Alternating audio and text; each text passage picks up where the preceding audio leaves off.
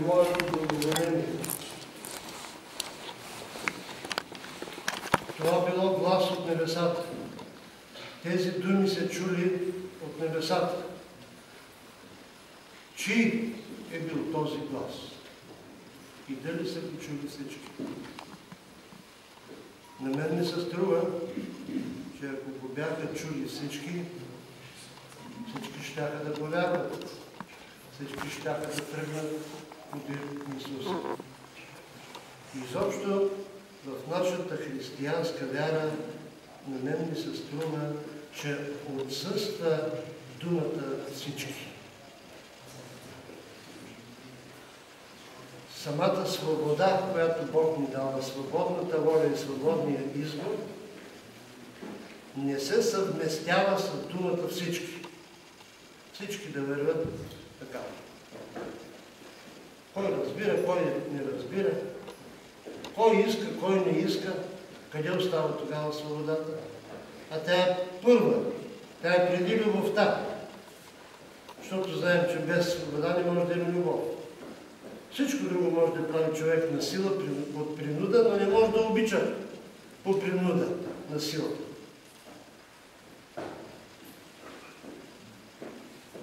Свободата е преди всичко.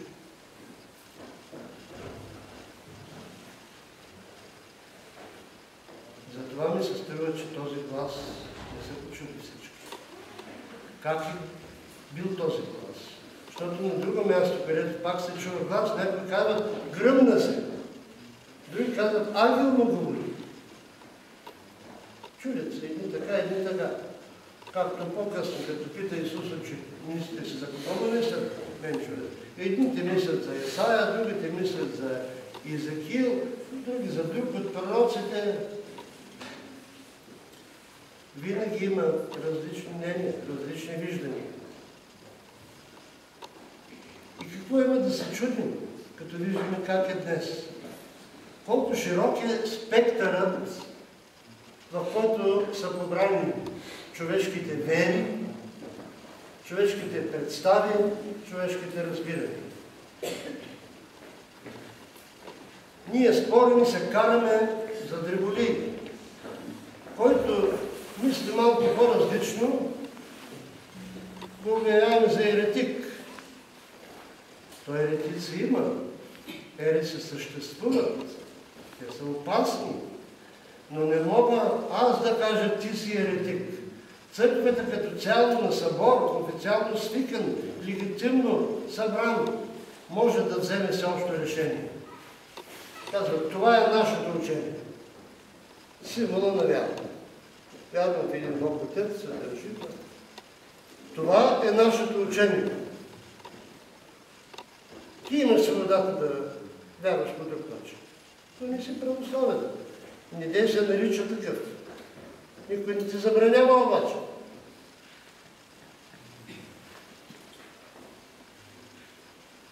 Нашето учение обаче е това. И православни сме тогава, когато изповядваме по този начин своята вяра. Това решават съборите, но никога не може да го решава единолично, който да било. Патриарх, владика, свещеници.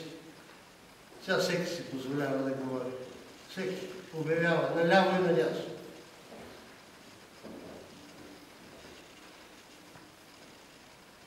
Както е било в политическите сблъсъци там между Сталин и Троцки. Избиват се. Избиват се. До вчера са били заедно в едни решения, на следващия ден се избиват и други. Така ли трябва да бъде цел? Този глас не е бил чут от всички.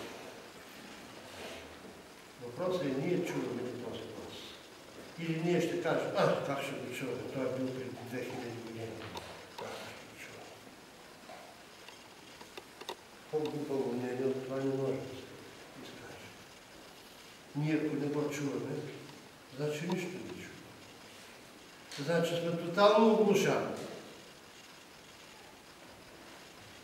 Думите на Евангелието имат силата да бъдат чувани през вековете. Ако Евангелието не ти говори лично така, че да го чуеш, ако ти го четеш Евангелието като някакъв разказ, то дори художествено написания разказ, роман, той също въздейства на сърцето. Ти също го виждаш като на филма в главата си, когато е талантливо написан. Но колко повече боговдъхновеното Евангелие ти го чуваш с ушите си. Ами аз си представете друго. Към края на Евангелието се казва: всички, които са в гробовете, ще чуят гласа на Сина Божий и ще излязат. Които са правили добро, ще възкръснат на живот, които са правили зло, за осъждане. И как ще чуят в гробовете? Еднак ще изгният в земята.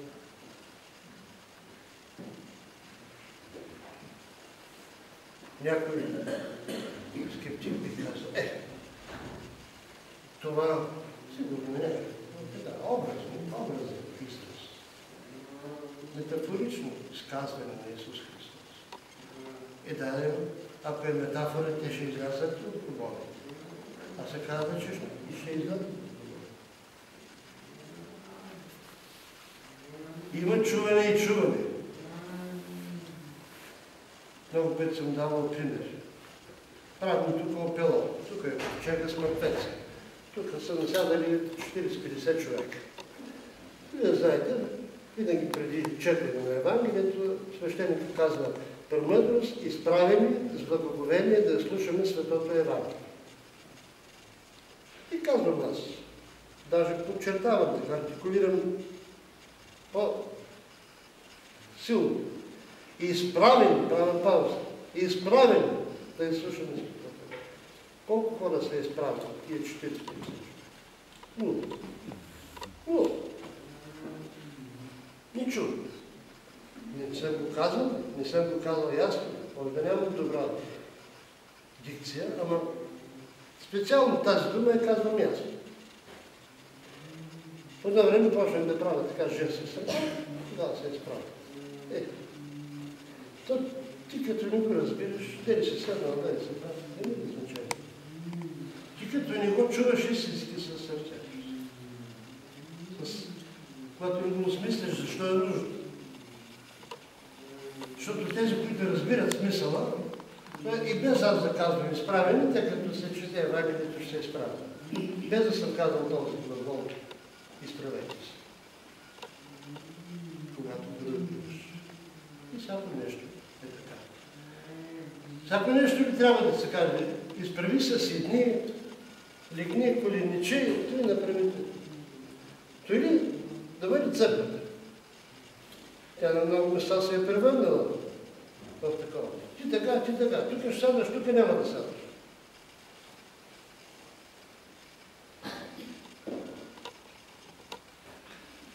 Този глас от небесата е казал нещо, което е в центъра на нашата вяра, нещо, от което зависи нашия живот на земята и във вечността, нашето спасение и до погибане. Този е моят възлюбен син, в когото е моето благоволение. Думата благоволение. Какво пееха ангелите, когато ги чуха пастирите в онази нощ във Витлеем, когато в този момент се раждаше този, който сега се кръща. Само във висините Бог, на земята мир, между човеците благоволение. Благоволението, благата воля спрямо Сина Божий и нас, човеците, е еднаква. Бог проявява своята блага воля, благоволение, блага воля. Някъде в някой превод даже така е погледнал, блага воля. Думата е разделена. Тя е двусъставна. Неговата блага воля е спрямо нас. И заради тази блага воля се роди Сина Божий и стана Син човешки. И сега, когато Сина човешки се кръщава от човека Йоан в река Йордан, Йоан казва: не, Аз имам нужда от теб да се кръстя. Аз не съм достоен да се навида и да развържа ремъка на обущата и не. И го възпира. Исус казва. Така ще изпълним Божията воля. Така подобава да постъпи. И Йоан го приема. След като излиза от водата, се чува този глас от небесата. Този е моят възлюбен син, който е моето благоволение. Божието благоволение се изразява по много начин. Бог можеше да остави света такъв, какъвто го е създал. Той го е създал, както притчата от свети пророк Исаия, което четем на Сефер на Тема. Насадил лози, изкопав в него лин, лозари да се грижат за него, предали да му лозари да се грижат. Абсолютно всичко беше приготвено, наготово. Предадено за ползване. Бог можеше да постъпи така. Дал ни е всичко, създал ни е всичко, сътвори всяка молекула, всяки атом в този всемир. Имаме всичко, което е необходимо. Да ни остави. Има и такива философско-религиозни представи, че да, творец има, защото няма как да отрекат. Няма как да обяснят. Там е още по-смешно, ако почнат да твърдят, че всичко това се е самопоявило, този космос, тази вселена. Самопоявило се нищо. И признават, че има творец, но този творец, той няма връзка с нас. Той е създал това и оставя. Къде, какво прави сега? Истина. Всеки ти си.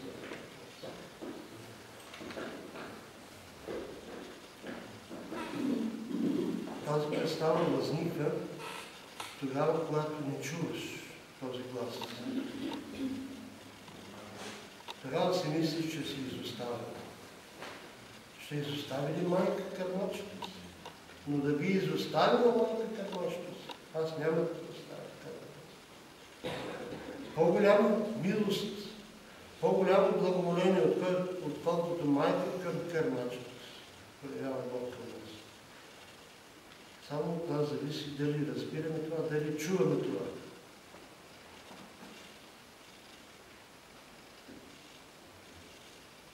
Всичко в този свят е двупосочно. Подадената ръка, ако не е приета, ти потъваш. Хванеш ръката, която ти се подава, спасяваш се. Любов. Аз обичам някого, той е безразличен към мен. Няма любов. Има една мъка, едно страдание от тази вода. Всичко в този свят е взаимно. Взаимно свързано. Така са създадени химическите елементи. Много рядко те съществуват в чист вид.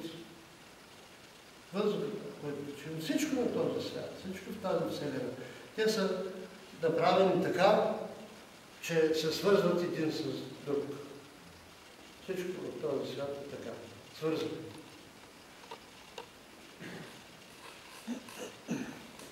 Ако човек живее извън тази свързаност, той е обречен. Ако човек е глух за Божия глас, той е обречен.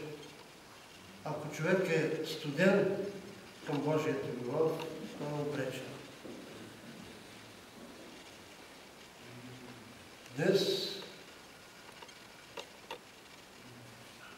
честваме именно този глас. Защото всеки от нас е кръстен, така както е кръстен Исус в река Йордан. Всеки от нас би трябвало да е чул този глас. За всеки един от нас този глас би трябвало да е пътеводен през целия му живот. Дали е, дали не е, нашия свободен избор. На някой му се струва, че по-добре ще си устрои този живот, ако сам се устрои. Няма какво да слуша разни гласове. Сам. Всеки сам си преценя. Тая е велика българска мъдрост. Всеки сам си преценя. Да, имаме свободна воля, но това е доста по-различно от това. Всеки сам си преценя.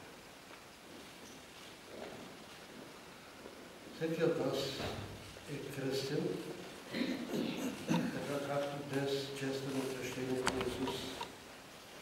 Всеки от нас при своето кръщение е поел обет пред Бога. Обет преди всичко за чиста съвест. Как се осигурява чистата съвест? Казваме, че съвестта е глас Божий пред нас. Да се това е просто. Това е най-просто. Чистата съвест се осигурява, когато слушаш Божия глас на себе си. Съвестта си.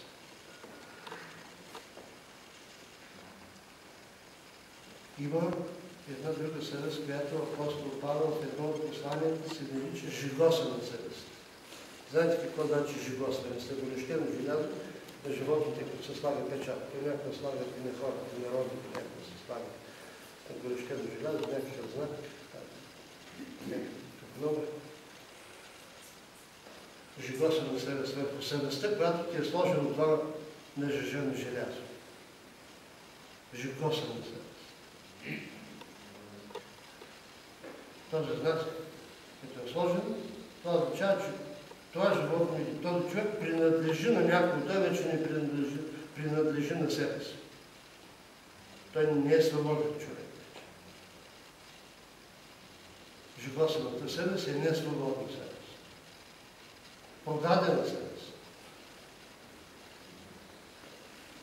Ние имаме свободна съвест. Да се надяваме, че нашата съвест не е жигосана. И кръщението е обещание, защото така казва и апостол, не е укъпване, не е умиване, а е обещание на добра съвест пред Бога. Когато Исус се кръсти, ние често мислим, така много родители водят децата си за кръщение, да ги пази просто. Като са кръстени, Господ ще ги пази. Ако не са кръстени, няма да ги пази. Господ обича и кръстените, и некръстените. Ние се кръщаваме, за да изпълним всяка правда, както Исус отиде при Йоан. Йоан го възпираше. Йоан, нали е пророк, нали е глас Божий? Он го възпираше. Не мога да го извърша това нещо. Не трябва да го извършиш. Така и при нас кръщението ни приобщава към Божията общност. С кръщението ние умираме и се раждаме. Затова другото име на кръщението е новорождение. Кръщението е погребване и после възкръсване на новия човек, на новородения човек.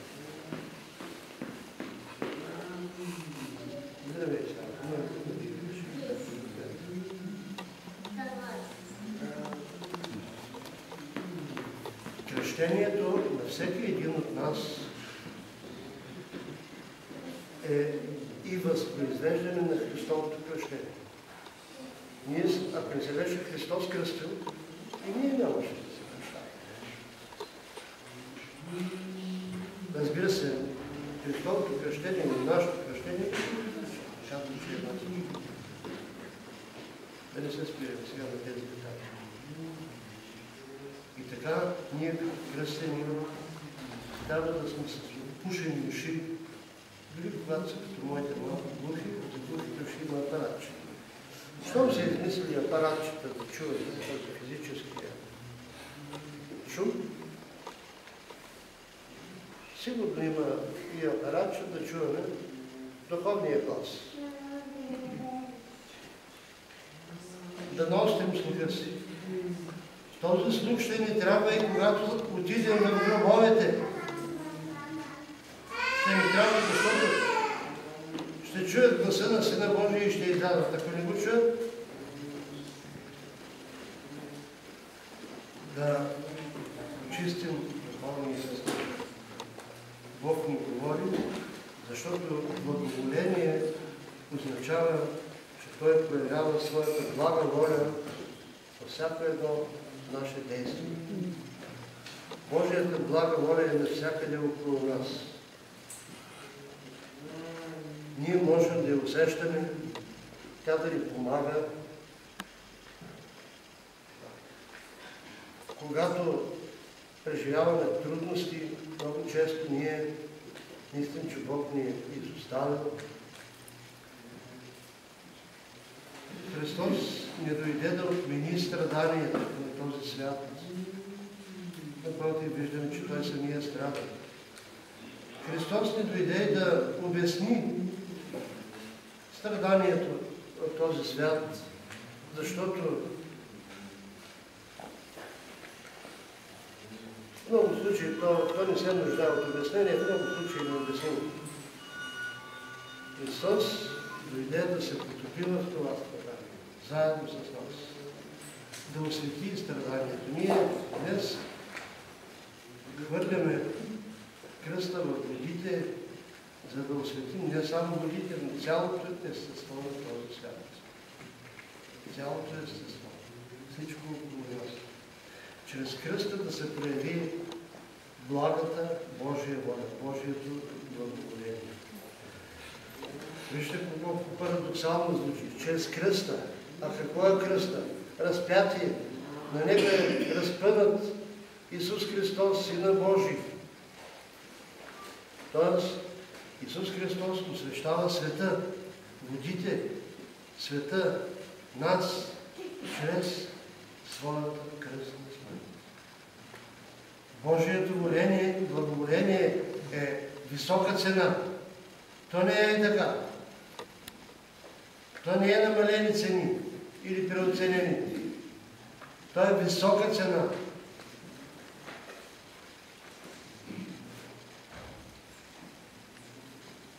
Божието благоволение изисква от нас малко и малко да чуем този глас. Слава да си иде Бог, да земята мир, на човеците благоволение, на раждането на Исус и този е моят син, възлюбен, в който е моето благоволение на кръщението на родения син Божий. Да чуем този глас. Той е отправен към всички, защото Божието благоволение е отправен към всички. Не го приемат обаче всички. Така ни е създал Бог. Не иска да ни натрапва нито любовта си, нито благоволението си. Нищо. Най-хубавите Божии неща, но не иска да ни ги натрапва. Когато нещо ти е натрапено, ти не можеш да оцениш дали това е хубаво или лошо. Ние сме така устроени, че когато нещо ни е натрапено, дори да е хубаво, не ни харесва. Не искаме натрапени неща. Бог се съобразява с това и ни предлага. Казва ни,